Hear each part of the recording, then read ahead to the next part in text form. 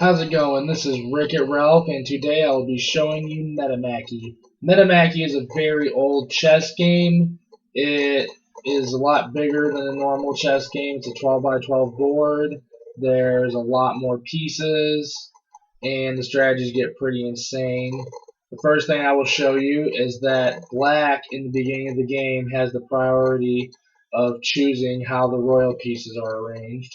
The king is always on the left side for white, right side for black, and the other ones are arranged any way they see fit.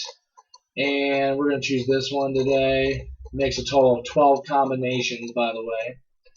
And the first thing I'm going to show you about this game is that the pawns can actually move two spaces regardless of their position. So the pawns are a lot faster in this game. And when they get rolling, they get rolling. And that's pretty awesome. This next piece I'll show you is called a camel, and this can move kind of like a knight. It's a jumper. It moves three spaces, then one space, and vice versa. And it's always bound to the same color. This is actually a pretty tricky piece in the beginning, which I'll be showing in my next video. This piece can actually get out of control pretty quick in the early game if you do not defend against it properly. The next piece I will show you is the elephant, and this piece is like a slower bishop. It moves two spaces diagonally in any direction, and it can jump over pieces. This piece, when protected, is great for harassing a bishop, and it has some decent maneuverability.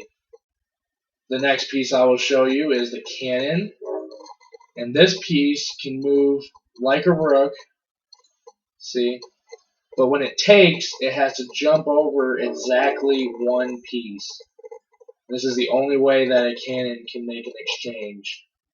So it gets trapped sometimes because of this fact. So you gotta be careful how you use a cannon. Usually you just want to kind of pop them off and just take something more valuable with it. And that's the best way to use them. They do good when they're lined up too, but it takes a long time to line up some cannons.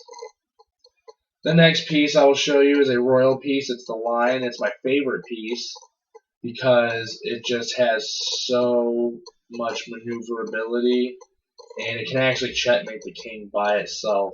So the way a lion moves is it can move two spaces in any direction, and then it can also move like a knight, basically, and these are all jumping moves. And it just creates this 5 by 5 box, and just if you get the king inside this box and there's nothing to protect him around, you can just chase him endlessly. So a very deadly piece for an exposed king, and probably almost about equal to a queen in value. I would probably trade a lion for or a queen for a lion if I thought I had a chance of getting my lion towards the king. And then we have the eagle. This piece is kind of a tricky one to use, but the way the eagle works is it moves one space diagonally first, and then it can move like a rook, but it is never allowed to move to its adjacent squares orthogonally. So basically its movement looks like this. See, it just moves slanted, and then it moves like a rook. It's a pretty deadly piece actually. It's good at peering around corners. Like if you have something blocking it, it just take control of two lines at once, and that just makes it a very nice positional piece. It's also good for trap boxing kings in. And the last piece I will be showing you is the prince, and then I will be explaining castling to you, and that will be the end of the video. So the prince moves one space in any direction, so it's a king basically, but it can also move two spaces forward like a pawn. It can be taken by en passant with a pawn, and it also promotes like a pawn when it gets to the end. In Metamachy, by the way, when you promote your pieces from pawns, They have to be a lion, an eagle, or a queen, nothing else. And other than that, it's just checkmate to win. The king, when being castled, it moves basically like a lion. It can move 2 spaces in any direction, or like a knight, and it can jump. And usually when you castle, you want to put it where a bishop was and like have 3 pawns in front of it. It keeps you safe from the lion. Anyways, I hope you enjoyed this video.